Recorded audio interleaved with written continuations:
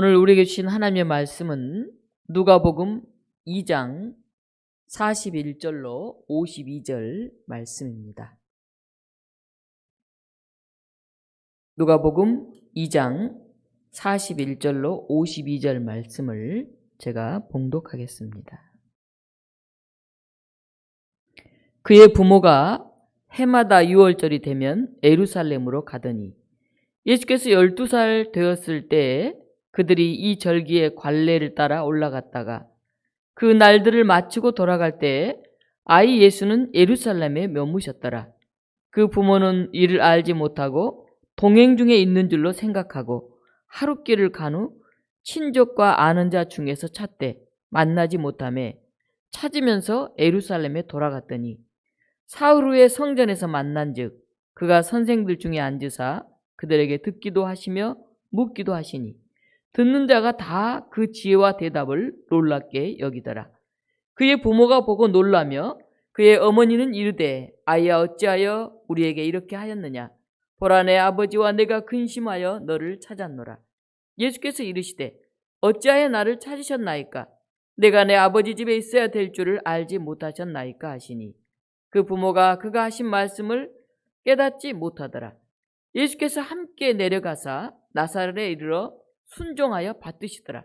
그 어머니는 이 모든 말을 마음에 두니라. 예수는 지혜와 키가 자라가며 하나님과 사람에게 더욱 사랑스러워 가시더라. 아멘. 오늘 이 말씀을 가지고 새로움으로 채우는 시공간, 이런 제목으로 하나님의 말씀을 증언하겠습니다. 2021년 신축년이 밝아왔습니다. 하얀 소의 해라고 합니다. 하얀 소는 굉장히 성사롭고 귀하다, 그렇게 알려지고 있습니다. 소 하면은 우직하고 충실한 그런 동물을 생각합니다. 버릴 게 하나도 없죠. 올 한 해도 묵묵히 변함없이 이 소처럼 걸어가는 그런 발걸음이 되기를 바라봅니다. 엊그제 31일 송구영신 예배를 우리가 줌으로 드렸습니다. 코로나19 성탄절을 비롯해서 그동안 비대면 예배를 드리게 되면서 교제가 부족함을 느꼈는데 줌으로라도 교우들의 얼굴을 마주하니 반가움이 가득했습니다. 얼굴을 마주보고 대해야 한다는 것, 그것은 아무리 어려운 상황이 오더라도 포기할 수 없는 그런 일인 것 같습니다. 물론 서로 호흡을 느끼면서 이렇게 마주 앉는 것과 영상을 통해서 줌으로 화면을 보는 것은 차이가 있었지만은 그래도 정말 오랜만에 우리 이가영 집사님이라든지 또 서정수 선교사님 같은 분들 얼굴을 뵙게 돼서 굉장히 반가웠습니다. 지난 한 해 동안 우리는 누구와 어디에서 시간을 보내왔을까요? 그리고 나는, 또 우리 사회는 얼마나 성장을 했을까요? 아니 어쩌면 정지되고 멈추었던 그런 한 해가 아니었을까요? 새해를 맞이하면서 우리는 변화하고 성장하기를 소망합니다. 여전히 코로나19로 우리가 따뜻한 그런 만남을 갖기 힘들지만은 그럼에도 불구하고 우리는 새해에 이 꿈을 결코 포기할 수 없습니다. 그러면 만날 수 없고 대화할 수 없는 이런 시대에 우리는 어떻게 이 꿈을 이루어가야 할까요?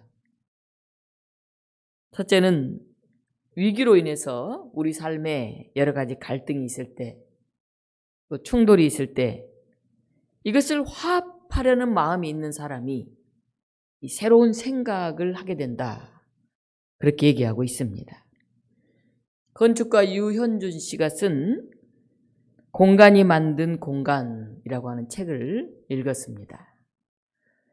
그 부제는 새로운 생각은 어떻게 만들어지는가, 그러니까 새로운 창조, 새로운 세상, 새로운 역사는 어떻게 만들어지는가 하는 이야기인데, 그는 건축가답게 공간이 만들어가는 공간, 그런 제목을 정했습니다. 세상을 조망하면서 생각하는 그런 건축가로도 유명한 그런 분이 바로 유현준 씨이죠. 그는 코로나19로 인해서 라이프 스타일의 변화가 아주 가속될 거다. 그리고 공간이 재구성될 거다. 또 권력의 재배치가 이루어질 거다. 그렇게 얘기를 했습니다. 디지털과 융합될 이 시대에 기술이 너무나 압도적이기 때문에 그렇지 않습니까? 뭐 인공지능이라든가 우리가 생각할 수 없을 정도의 큰 그런 기술이 우리 앞에 와 있죠. 그래서 인간들은 획일화될 가능성이 그 어느 때보다 높다. 그렇게 말합니다. 그런데 그가 건축의 역사를 쭉 이렇게 볼 때 어떻게 새로운 생각, 창발적인 일들이 가능했는지를 살펴보니까 그것은 두 가지였는데 하나는 위기, 또 하나는 서로 다름. 여기에서부터 새로운 창조가 시작되었다. 이렇게 말을 합니다. 우리가 그 시절을 살진 않았지만은 수렵과 채취로 먹고 살았던 시절이 있습니다. 근데 그거는 한정이 있잖아요. 좁은 땅에서 더 많은 사람들이 먹고 살 수 있는 그런 방법들을 그들이 찾다가 이제 농업 기술 혁명이 시작되었습니다. 그냥 나무에 열린 것만 따먹던 그런 사람들이 스스로 그것을 씨를 심고 땅을 일구어서 어느 시기에 뭘 얼마나 심을지 그걸 계획하게 되었다는 것입니다. 이게 엄청난 사건인데 그것을 농업혁명이라 그렇게 부릅니다.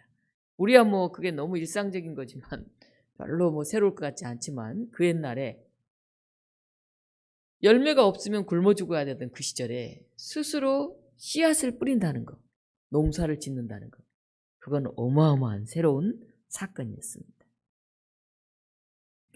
또 우리나라는 온돌 문화여서 저는 이 온돌을 굉장히 좋아합니다만은 우리나라는 온돌이니까 대부분 단층집을 짓고 살았죠.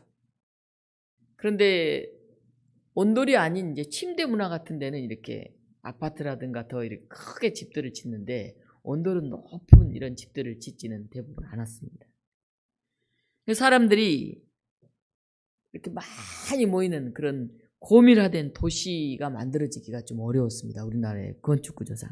그래서 이 사람이 많이 모여야 거기에 이제 장사가 원활하게 되는 거죠. 그래서 상품 화폐 같은 것이 더 빨리 이제 발달하게 되고 도시가 점점 크게 성장하게 됩니다. 근데 우리나라는 이 온돌 문화가 우리는 참 좋게 생각하지만은 그것 때문에 사람들이 더 많이 모이지 못했고 그래서 상업이 빨리 발달하지 못했다. 그런 얘기들을 합니다. 또 기후나 강수량 이게 농업의 품종을 결정한다고 합니다. 그래서 비가 비교적 많이 오는 이쪽 동양권에서는 이제 벼농사를 많이 짓게 되고 벼는 혼자 이렇게 하기 힘드니까 협업하는 같이 농사를 짓는 이런 게 많아졌는데 서양에서는 이제 비가 좀 적게 오기 때문에 여기는 밀을 심게 되고 밀농사는 벼보다 상대적으로 소수의 사람들이 하기가 쉬워서 좀 더 개인화된 그런 농사법들이 더 빨리 발달했다. 그런 얘기를 하고 있습니다. 동양과 서양이 처한 기후와 지리 조건 이런 것 때문에 건축이라든지 이 문화적인 정체성이 서로 달라졌다고 하는 것입니다. 정말 중요한 것은 위기로 인해서 갈등과 충돌이 올 때 새로운 생각이 나오는데 이거 무조건 나오는 게 아니고 충돌을 화합하려고 하는 그런 마음이 있을 때 이런 창의적이고 창발적인 생각들이 훨씬 더 나오게 된다. 그런 얘기를 했습니다. 지난해는 우리가 사람이 점점점 이성으로 인해서 과학도 발달하고 어마어마한 그런 세상을 만들어가는 것 같은데 결국 우리 인간 중심주의를 가지고는 지구를 지켜갈 수 없다 하는 각성을 하게 된 그런 한 해였습니다.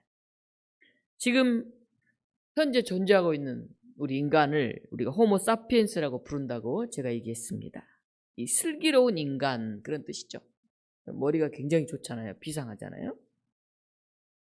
그런데 이 슬기로운 인간이 이 세상에 있는 거대한 킬로그램급의 생명체들을 다 멸종시키고 자기들이 이제 잡아먹기 좋은 소, 닭, 돼지 이런 가축만 남겨놔서 큰 동물들이 거의 다 사라졌다.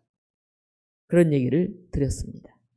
그리고 인간의 이성이라는 그런 이름으로, 계몽이라는 이름으로 옛날에는 자연 앞에서 두려워하고 조심하고 자연을 신처럼 이렇게 받들었는데 이제는 자연을 파괴하고 마음대로 훼손하고 인간의 이익을 위해서 사용하고 또 백인들이 흑인은 우리보다 훨씬 못한 2등, 3등 인간이다 생각해서 흑인들을 노예로 삼고 그래서 인간은 정말 지혜로운 이성을 가지고 세상을 아주 평화롭게 만들 줄 알았는데 훨씬 더 갈등이 있는 그런 세상을 만들어 왔다 하는 것입니다.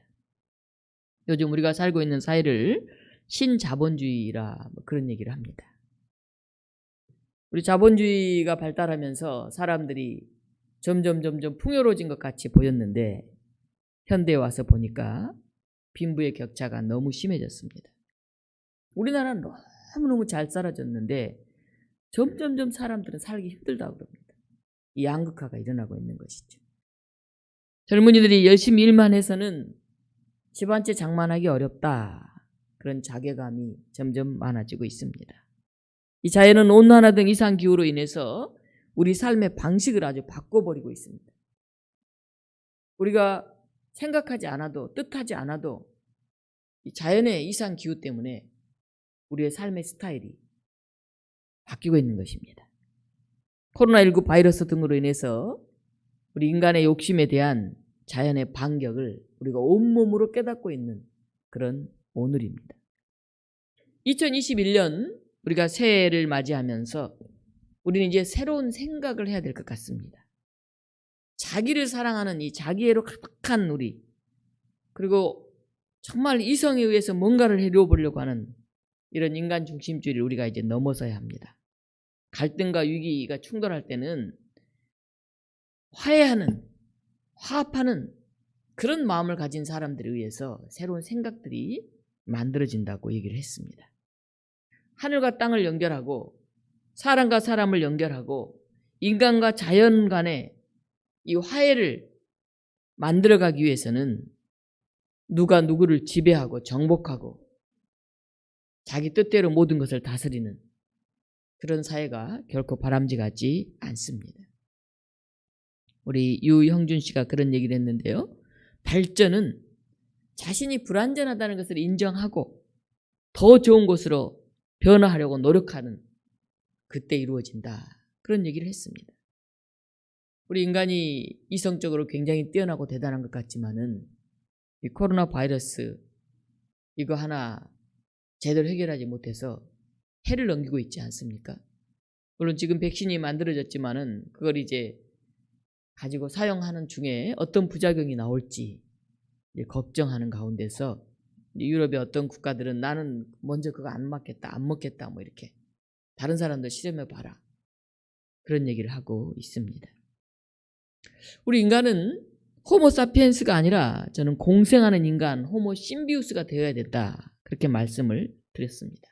이 생태계 속에서 우리도 똑같이 하나의 자연의 하나로서 살아가는 존재임을 새해에는 새롭게 고백해야 할 것입니다. 코로나는 어떤 한 사람이 바이러스의 숙주가 되면 그 사람만 문제가 있는 게 아니지 않습니까? 그 사람 옆에 있는 많은 사람들이 결코 안전하지 못하다는 것을 우리가 깨닫지 않았습니까?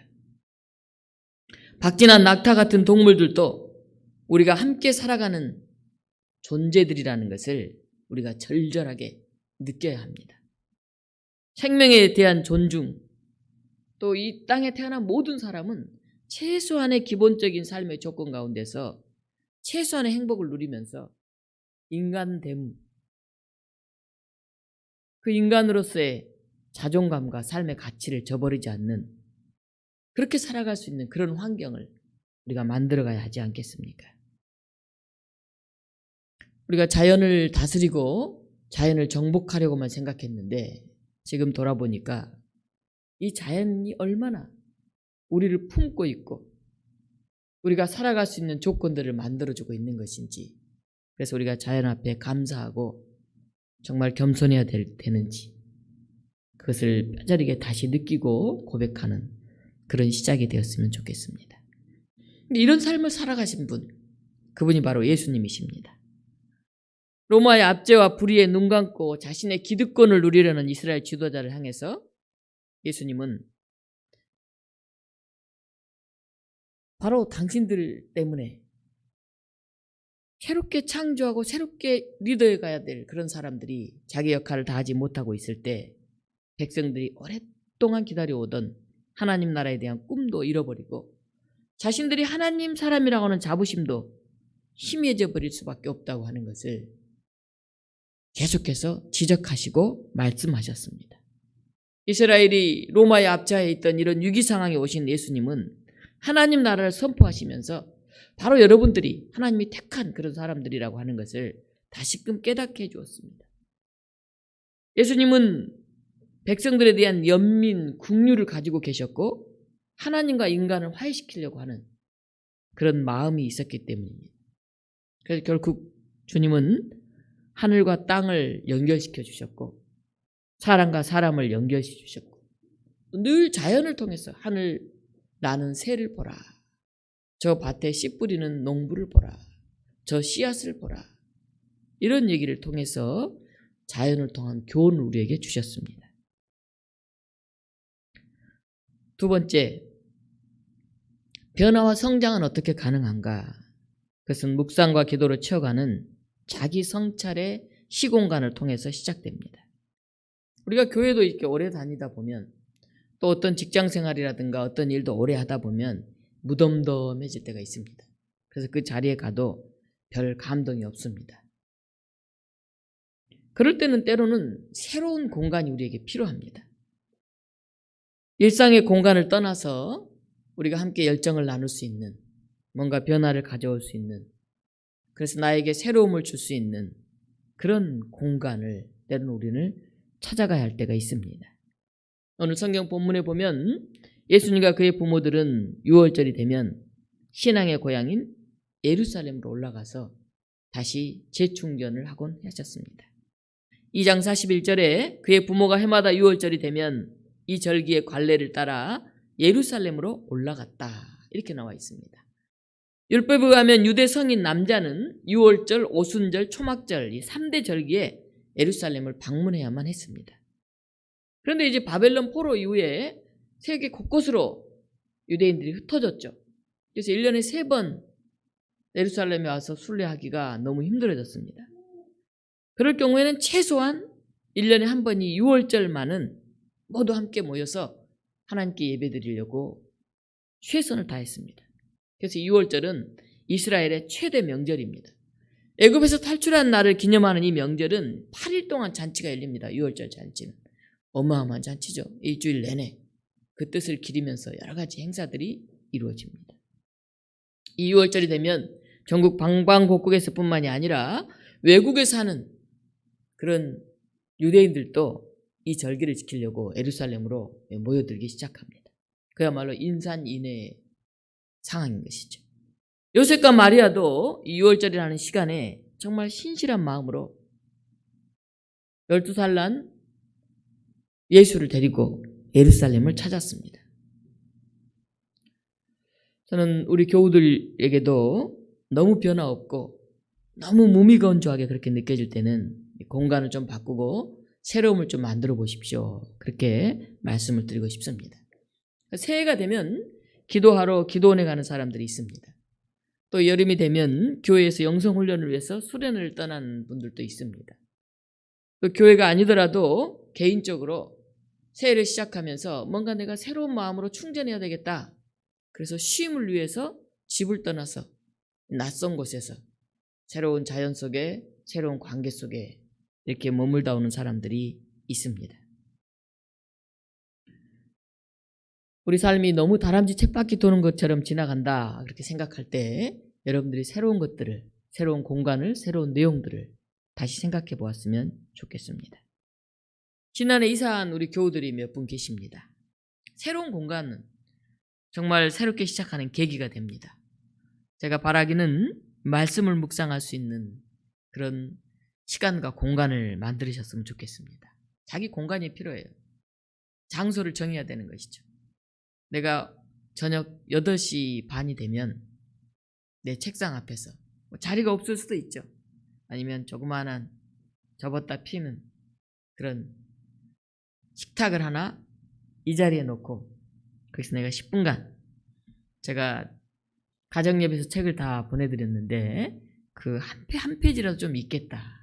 그리고 그 시간만큼은 내가 잠깐 묵상하겠다. 우리의 가족을 위해서, 교인들을 위해서 잠깐 단 1, 2분이라도 묵상을 하면서 하루를 보내겠다.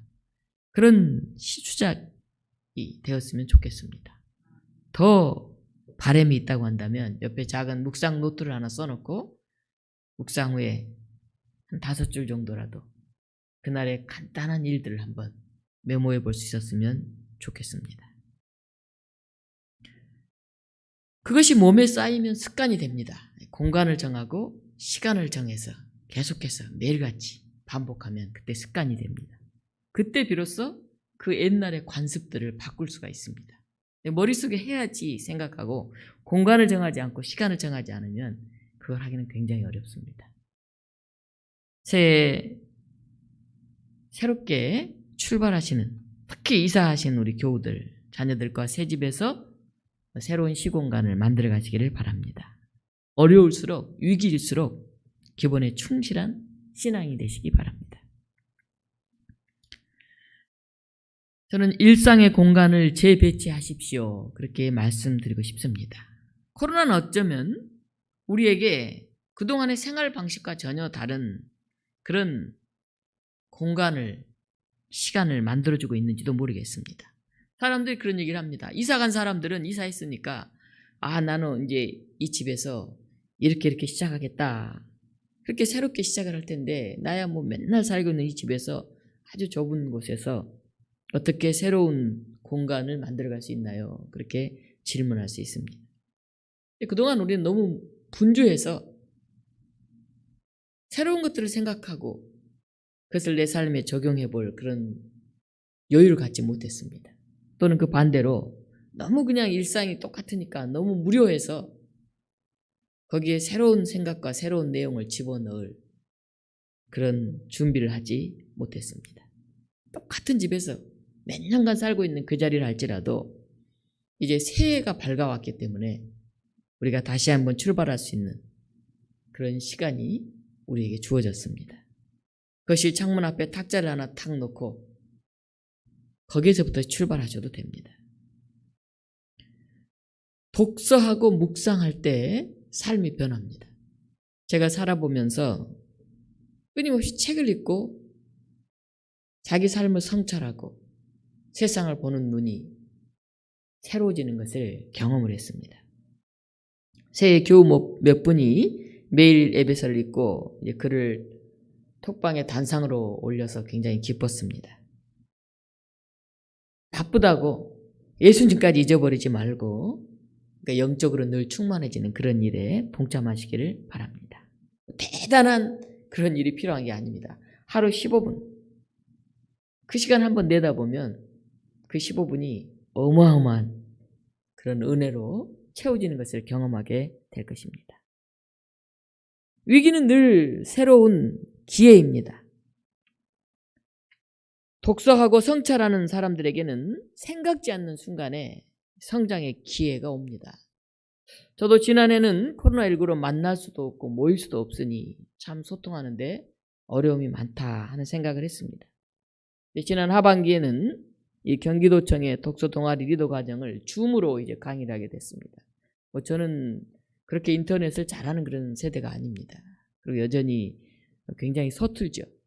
시작하려고 그러니까 굉장히 두렵고 걱정이 참 많았습니다. 그런데 이제 하다 보니까 점점 익숙해졌습니다. 2021년이 밝아왔는데 올해도 여전히 코로나 바이러스가 금방 끝날 것 같지 않습니다. 우리 종로 평생교육학습관에서 줌으로 독서토론 강의를 개설하자고 하는 그런 제의가 들어왔습니다. 이 디지털 시대에 이제 영상은 필수인데 아마 코로나라는 위기가 아니었으면 저는 그걸 시작할 생각을 못했을 것입니다. 아직도 막 당황하면 잘 안 돼요. 갑자기 마음이 막 급해지거나 이러면 아주 쉽게 잘 하던 것이 잘 안 되고 머리가 하얘질 때도 있어요. 그리고 배울 게 너무 많지만은 이런 위기를 기회로 꾸준히 해가면 생각지 못한 그런 자리에 우리가 서 있게 될 것입니다. 2021년 우리 성도들이 송구영신 예배 마지막 예배를 드리면서 처음으로 줌을 해본다는 그런 분들도 많더라고요. 포기하지 말고 꾸준히 준비하면서 자신을 만들어 가시기를 바랍니다.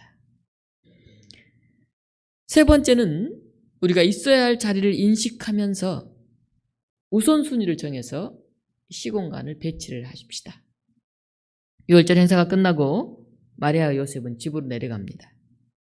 시골에 살던 요셉과 마리아는 12살 아들 데리고 예루살렘에 오가면서 그 웅장한 건물들 또 북적북적대는 사람들을 보면서 아마 정신이 어리벙벙벙 했을 것 같습니다. 하룻밤을 걸어서 이제 집에 오고 있는데 보니까 아이 예수님이 보이질 않습니다. 깜짝 놀랐죠.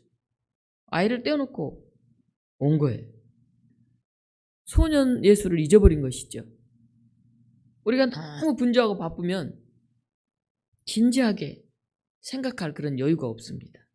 그래서 이 분주한 것은 우리 신앙생활에도 굉장한 장애물이 될 때가 많습니다. 또 어떤 것에 집중해서 그 한 가지에 막 몰두하다 보면 우리가 예수님을 잊어버릴 수도 있습니다. 마리아와 요셉은 하룻길을 걸어간 후에야 아이가 없다는 것을 알았으니 어디서 잃었는지도 모르니 얼마나 당황스러웠을까요? 허겁지겁 왔던 길을 되돌아갑니다. 사흘 만에 예루살렘 성전에서 소년 예수님을 만나게 됩니다. 그런데 부모는 이렇게 걱정하고 근심하면서 예수님을 찾았는데 예수님은 태연합니다. 아니 오히려 지식과 경험이 풍부한 그런 율법학자들과 성경을 놓고 토론을 하고 있는 것입니다. 46절 47절에 보면 그가 선생들에게 듣기도 하고 묻기도 하니 듣는 자가 다 지혜와 대답에 놀랍게 여기더라. 그렇게 나와 있습니다. 지금도 유대인들은 어려서부터 율법을 의무적으로 공부를 합니다. 그리고 이제 성년이 되면 5경 중에 한 권을 암송을 해야 됩니다. 그리고 우리로 말하면 소논문 같은 자기의 생각을 정리해서 발표하는 그런 시간이 있습니다. 그러니까 단순히 달달달 외울 뿐만이 아니라 그걸 가지고 질문하고 토론하고 또 자기 생각을 정리해서 발표하고 그런 삶이 일상화되면서 유대인들은 굉장히 세계적으로 지혜로운 그런 사람들로 인정받고 있습니다. 마리아와 요셉은 예수님의 모습을 보면서 놀라서 말합니다. 아이야, 우리에게 어떻게 이렇게 하느냐? 보라, 내 아버지와 내가 근심하여 너를 찾았다. 예수님의 대답이 전혀 뜻밖입니다. 어찌하여 나를 찾으셨나이까? 내가 내 아버지의 집에 있어야 될 줄을 알지 못하셨나이까? 그렇게 예수님은 오히려 반문합니다. 예수님은 내가 누구인지, 내 인생의 목표는 뭔지 늘 질문하면서 그 자의식을 가지고 사셨습니다. 나는 왜 이 땅에 왔는지, 나는 어떤 사명을 간직하고 어떻게 살고 있는지.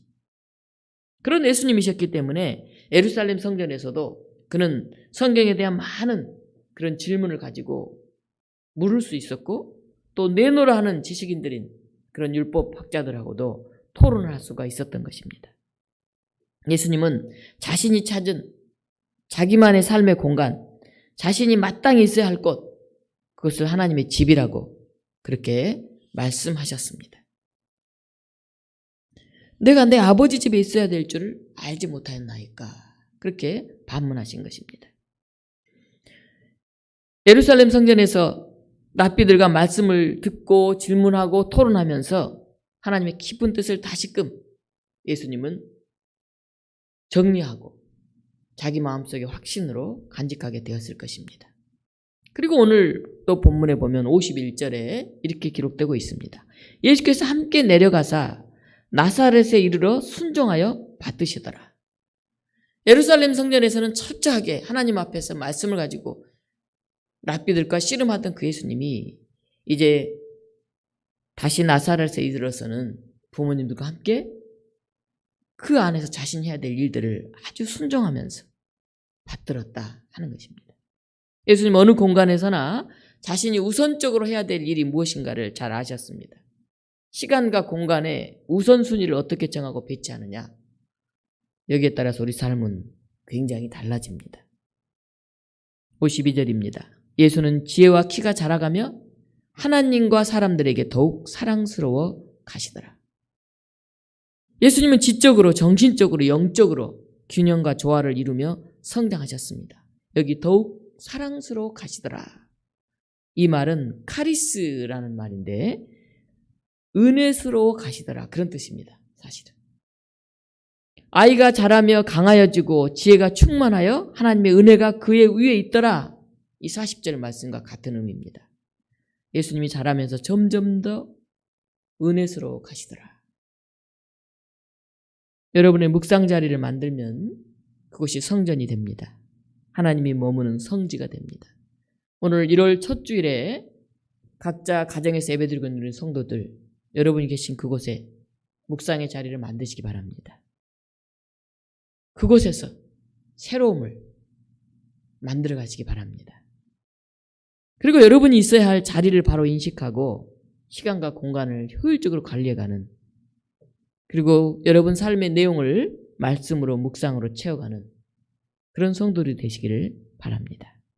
그때 몸과 마음이 건강해지고 사랑받는 사람, 은혜로 충만한 사람이 될 것입니다. 사랑하는 독립문교우 여러분, 엊그제 줌으로 얼굴 봤던 모습들, 또 성탄절에 가가호를 방문하면서 얼굴을 봤던 그 모습들이 여전히 마음에 생생합니다. 2021년 계속해서 성장하는 성도들이 되셨으면 좋겠습니다. 오늘 하나님 앞에서, 그리고 사람들과 자연 생태계 앞에서 함께 자라나는 사랑스러움과 은혜스러움을 전하는 그런 공생하는 인간, 호모 심비우스로 거듭나는 그런 성도들이 되시기를 바랍니다. 기도합시다. 사랑의 하나님, 또 새로운 한 해가 밝았습니다. 이 시간, 우리에게 주어진 이 장소, 우리가 정말 잘 사용해가는 그런 한 해가 되게 하여 주시옵소서. 나만의 공간을 만들고 거기에 내가 나를 성찰해 갈 수 있는, 묵상해 갈 수 있는 그런 성경책, 예배서, 또 인문학적인 책들, 이런 많은 독서를 통해서 우리가 더 넓어지게 하시고, 또 우리가 조용히 묵상하고 무릎 꿇을 수 있는 시간과 장소를 따로 떼어서 성별할 수 있는 그런 한 해가 되게 하여 주시옵소서. 하나님, 오늘 우리 안에 늘 새로움으로 다가오셔서 새해가 어제와 전혀 다른 정말 위기 속에서 엄청난 것들을 발견하고 만들어내는 그런 기회의 시간이 되도록 성령께서 역사하여 주시옵소서. 예수 그리스도 이름으로 기도하옵나이다. 아멘.